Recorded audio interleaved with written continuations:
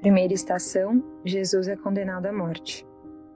Deixando a casa de Caifás e arrastado perante Pilatos e Herodes, escarnecido, espancado e cuspido, seu dorso rasgado de açoites, sua cabeça coroada de espinhos, Jesus, aquele que no último dia irá julgar o mundo, é ele próprio condenado por juízes iníquos a uma morte de degradação e tortura.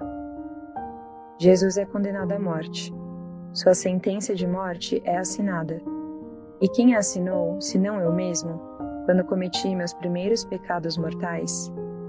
Meus primeiros pecados mortais, quando decaí do estado de graça em que tu me colocaste pelo batismo, foram eles a tua sentença de morte, ó Senhor. O inocente sofreu pelo culpado. Aqueles meus pecados foram as vozes que gritaram: crucifica-o. Na vontade e no prazer verdadeiro com que eu os cometi, estava o consentimento que Pilatos deu à multidão clamorosa. A dureza de coração que se seguiu a eles, meu desgosto, meu desespero, minha orgulhosa impaciência, minha determinação obstinada para continuar a pecar, o amor ao pecado que se apossou de mim. O que eram esses sentimentos impetuosos e contraditórios, senão os golpes e blasfêmias com os quais os violentos soldados e a gentalha receberam a ti, cumprindo assim a sentença determinada por Pilatos? Segunda estação, Jesus recebe a sua cruz. Uma forte e pesada cruz, forte o suficiente para suportá-lo quando chegasse ao Calvário, é colocada sobre seus ombros lacerados. Ele a recebe mansa e humildemente, ou melhor, com alegria no coração, pois ela vai ser a salvação da humanidade. Verdade, mas lembre-se que aquela pesada cruz tem o peso dos nossos pecados. Ao cair sobre seu pescoço e ombros, ela desceu como uma pancada. Ai de mim, que carga tão pesada e surpreendente deitei sobre ti, ó Jesus. E embora na previsão calma e clara da tua mente, pois tudo vês, tu estavas totalmente preparado para isso, ainda que tua frágil estrutura vacilasse quando tal carga caiu sobre ti. Como é grande a miséria de ter levantado minha mão contra meu Deus! Como poderia eu supor que Ele me perdoaria, se Ele próprio não nos dissesse que sofreu sua amarga paixão, a fim de nos perdoar? Eu reconheço, ó Jesus, na angústia e agonia do meu coração, que foram meus pecados que te atingiram a face, que feriram teus sagrados braços, que rasgaram tua carne com barras de ferro, que pregaram a ti na cruz e te deixaram lentamente morrer sobre ela.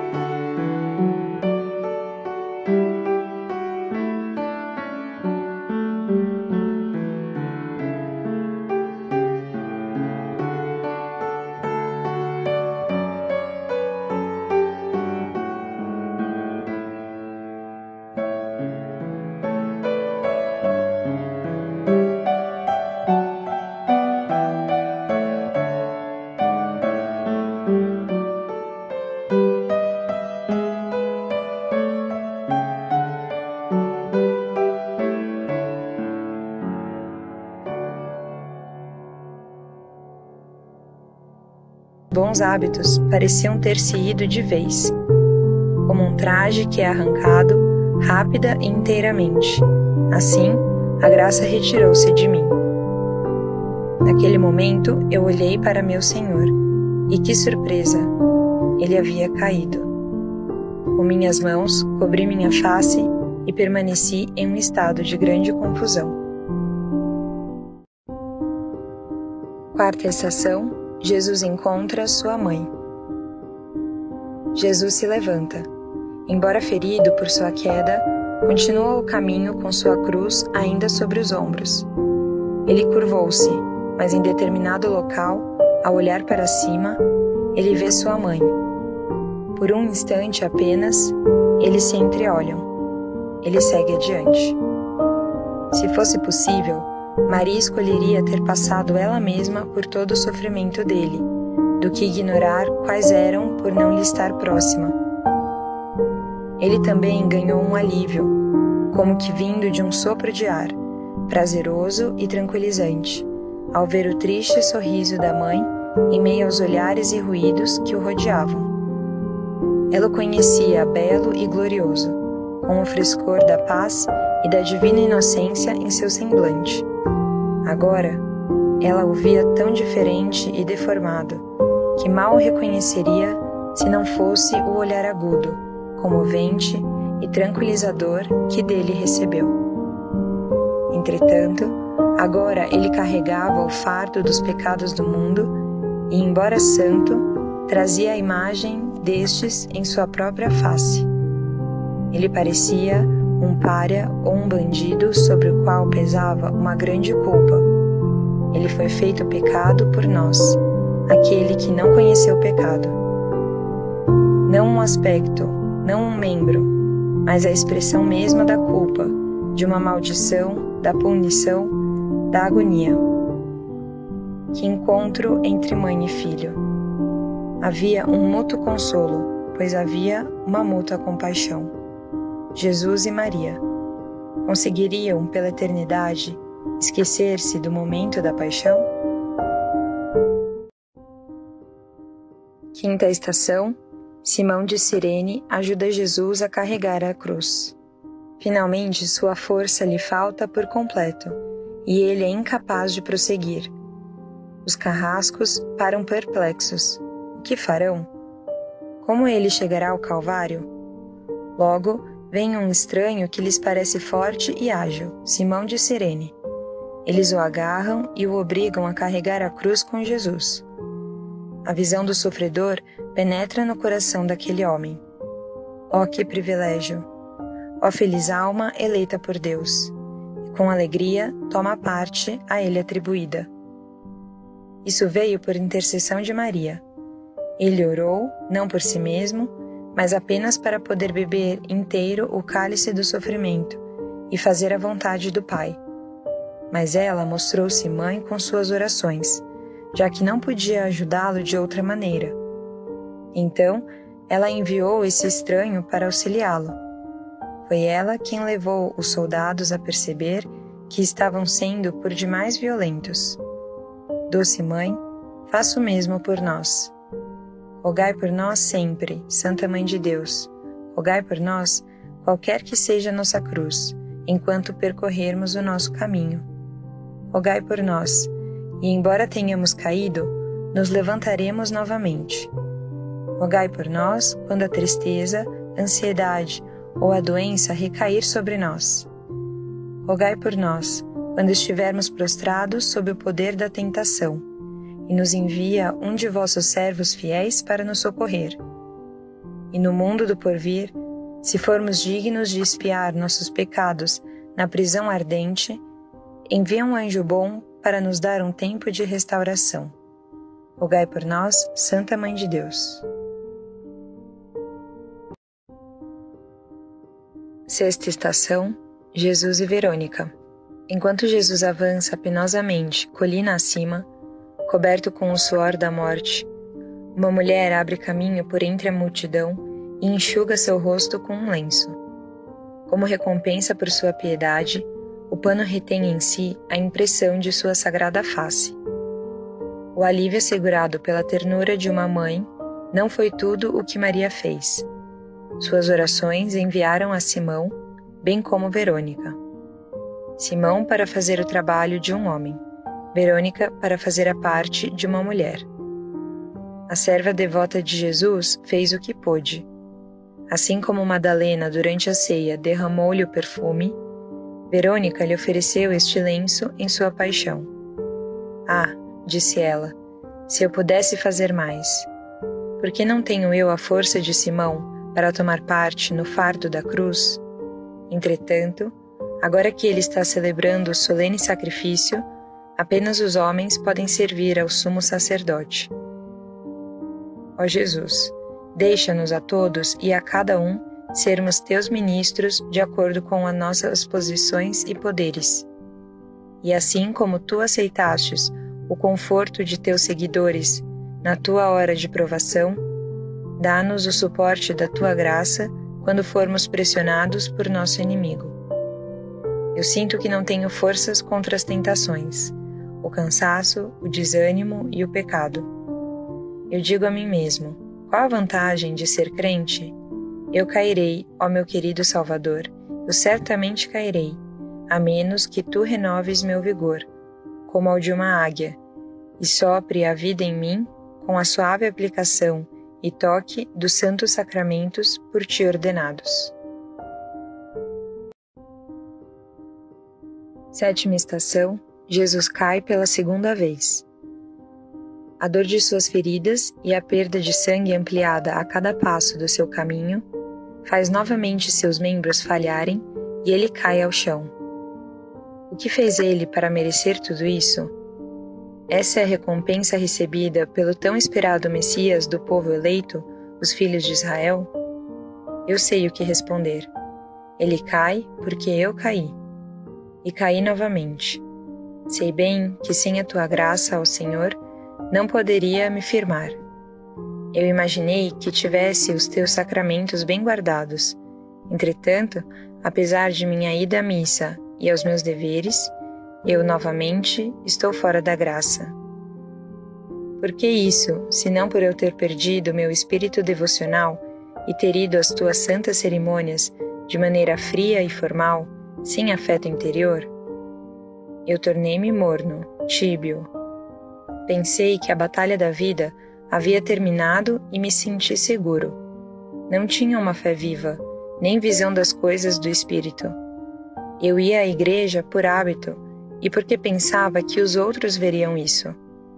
Eu deveria ser uma nova criatura. Eu deveria viver pela fé, pela esperança e pela caridade. Mas eu pensava mais neste mundo do que naquele que viria. Ao final, esqueci que era um servo de Deus e seguia a ampla estrada que leva à destruição, e não o estreito caminho que conduz à vida. E assim, caí de ti. Oitava estação, Jesus conforta as mulheres de Jerusalém. À vista dos sofrimentos de Jesus, as santas mulheres, tão feridas de pesar, gritam e lamentam-se por ele, sem se importar o que aconteceria por agirem assim. Jesus, virando-se para elas, disse: Filhas de Jerusalém, não choreis por mim, mas chorai por vós mesmas e por vossos filhos. Ah, pode ser, ó Senhor, que eu me mostrarei como um daqueles filhos cheios de pecado pelos quais tu mandaste chorar aquelas mulheres. Não choreis por mim, ele disse, pois eu sou o Cordeiro de Deus e expio por minha própria vontade os pecados do mundo. Sofro agora, mas triunfarei. E quando eu triunfar, aquelas almas pelas quais estou morrendo, ou serão meus mais caros amigos, ou meus mortais inimigos. É possível, ó meu Senhor, posso conceber o terrível pensamento de que tu realmente choraste por mim, de que choraste por mim como choraste sobre Jerusalém? É possível que eu seja um dos réprobos? É possível que eu perca por tua paixão e morte e não ganhe por ela? Ó, não te afastes de mim. Estou em um péssimo caminho. Tenho tanto mal em mim. Tenho um espírito tão pouco sério e corajoso para contrapor a esse mal. Ó Senhor, o que será de mim? É tão difícil afastar o mau espírito do meu coração. Tu, sozinho, podes verdadeiramente expulsá-lo. Nona estação, Jesus cai pela terceira vez. Jesus havia alcançado agora quase o cimo do Calvário, mas antes que chegasse ao local exato onde seria crucificado, novamente ele caiu. É tão novamente arrastado e impelido adiante pela brutal soldadesca. São-nos contadas, na Sagrada Escritura, 3 quedas de Satanás, o espírito maligno. A primeira foi no início, a segunda, quando o Evangelho e o Reino foram revelados, e a terceira será no fim de todas as coisas. A primeira nos é contada por São João. Ele diz: houve uma batalha no céu. Miguel e seus anjos tiveram de combater o dragão. O dragão e seus anjos travaram combate, mas não prevaleceram. E já não houve lugar no céu para eles. Foi então precipitado o grande dragão, a primitiva serpente, chamado Demônio e Satanás. A segunda queda, na época do Evangelho, é dita por Nosso Senhor: vi Satanás cair do céu como um raio. E a terceira, pelo mesmo São João: mas desceu um fogo dos céus, o demônio, foi lançado num lago de fogo e de enxofre. O espírito maligno tinha em mente essas 3 quedas, a passada, a presente e a futura, quando induziu Judas a trair Nosso Senhor. Era exatamente a sua hora. Nosso Senhor, quando foi capturado, disse a seus inimigos: esta é a vossa hora e do poder das trevas. Satanás sabia que o tempo era curto e pensou que podia usá-lo de forma adequada, mas nem sonhando que estava agindo em proveito da redenção do mundo, a qual a paixão e morte de Nosso Senhor iriam consumar. Em vingança, e como pensava, em triunfo, ele o agrediu uma vez, o agrediu 2 vezes, o agrediu 3 vezes, cada vez com mais força. Seus instrumentos eram o peso da cruz e a barbárie dos soldados e da multidão.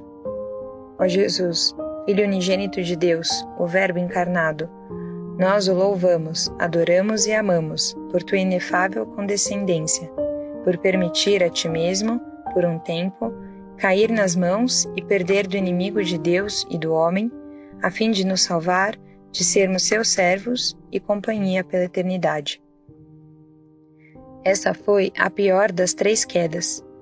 Suas forças, por um momento, faltaram-lhe completamente, e isso pouco tempo antes que os bárbaros soldados o levassem. Ah, foi uma antecipação do que estava para acontecer comigo. Estou cada vez pior. Ele vê o fim desde o princípio. Ele estava pensando em mim durante todo o tempo em que se arrastava pela colina do Calvário. Ele viu que eu deveria cair de novo, a despeito de todos os avisos e auxílios anteriores. Ele viu que eu deveria me tornar seguro e autoconfiante e que então meu inimigo me atacaria com alguma nova tentação, a qual eu nunca pensei que estaria exposto. Eu pensava que minhas fraquezas se assentavam somente em um aspecto particular, o qual eu já conhecia. Eu nem imaginava que era fraco em outros. Então Satanás atacou pelo meu flanco desprotegido, e ele, através da minha autoconfiança e complacência, obteve o que quis de mim. Eu carecia de humildade e pensava que nenhum mal poderia me atingir. Pensei que havia superado o perigo de pecar. Pensei que era coisa fácil chegar ao céu e não estava atento. Era meu orgulho. E assim, eu caí uma terceira vez. 10ª estação, Jesus é despido de suas vestes. Finalmente, ele chega ao lugar do sacrifício e começam a prepará-lo para a cruz.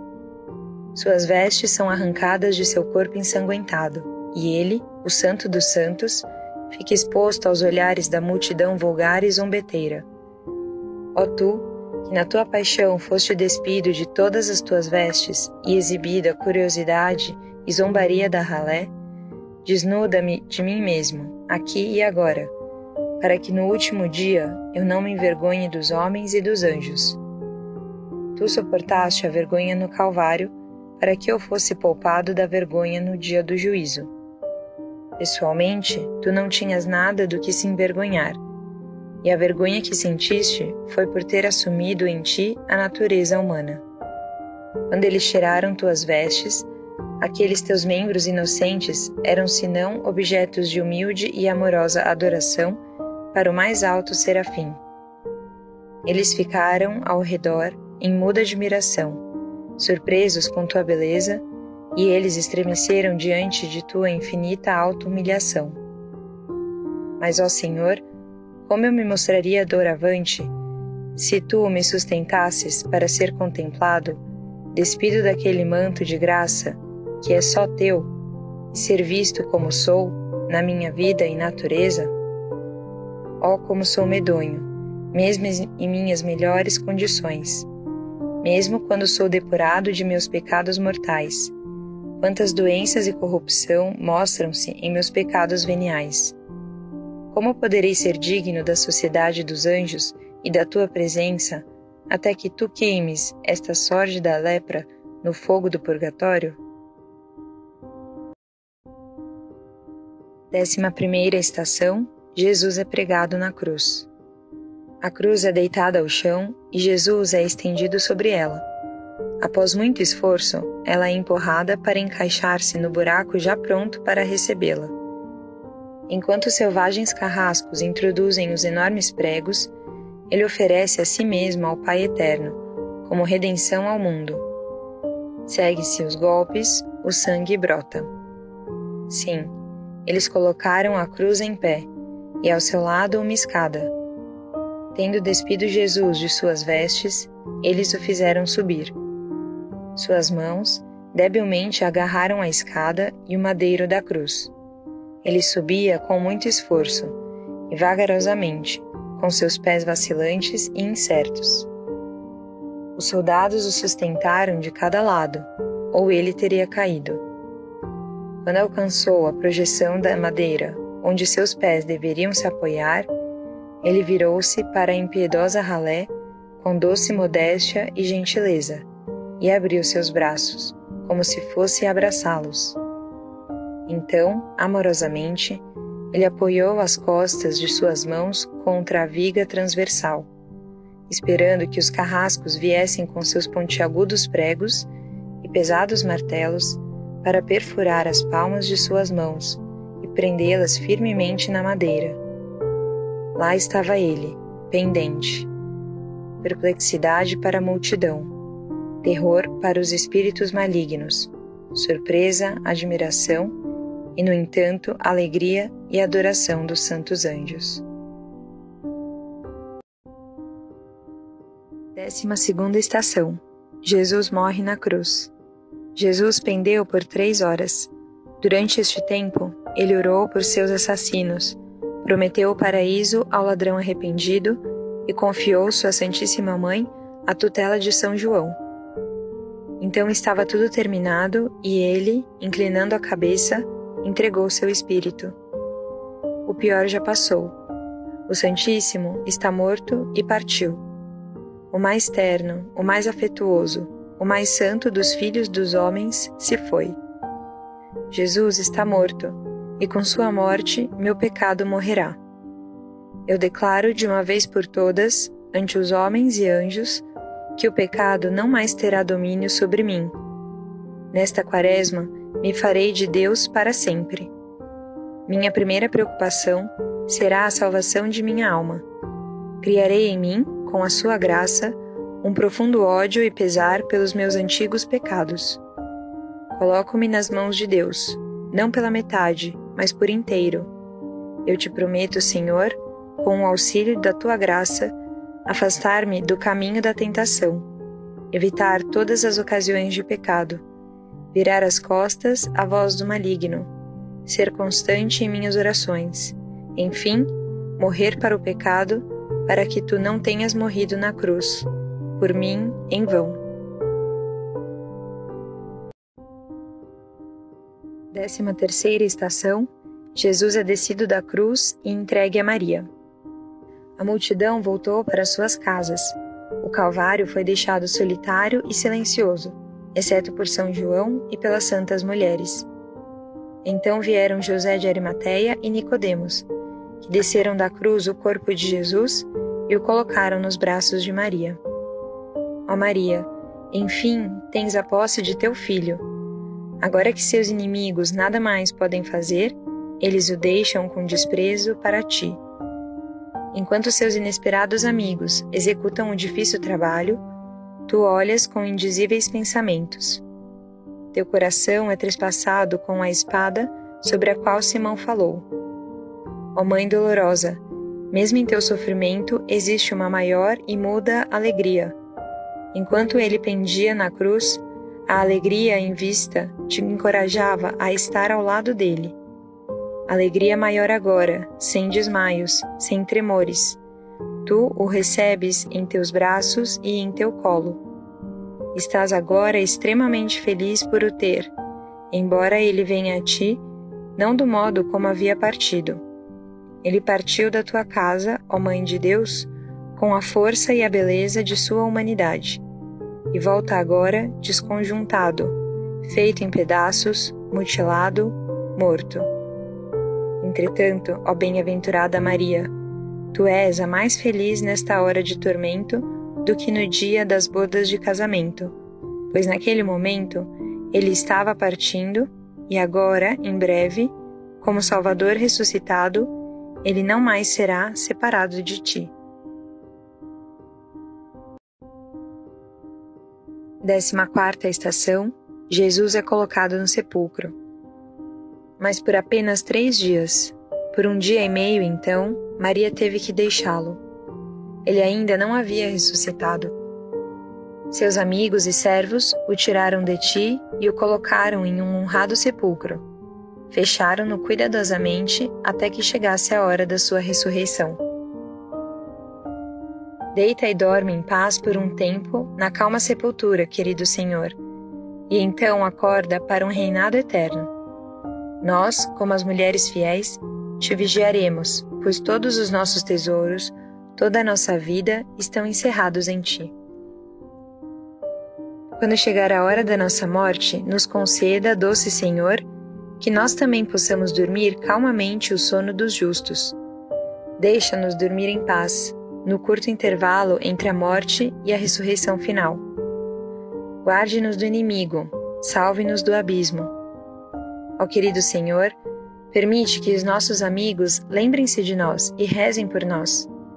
Permite que missas sejam oferecidas por nós, para que as penas do purgatório, as quais nós muito merecemos e, portanto, por nós verdadeiramente acolhidas, se encerrem sem demora. Concede-nos períodos de repouso e envolve-nos com santos sonhos e contemplações, enquanto reunimos forças para subir aos céus.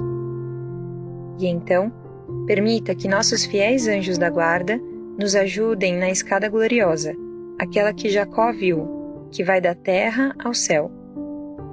Quando nós chegarmos aos portões da eternidade, deixa que eles os abram para nós com a música dos anjos. Faz que São Pedro nos receba e que Nossa Senhora, a gloriosa Rainha dos Santos, nos abrace e nos leve a Ti, a Teu eterno Pai e ao Espírito Santo, para reinar convosco, 3 pessoas, um só Deus, pelos séculos dos séculos.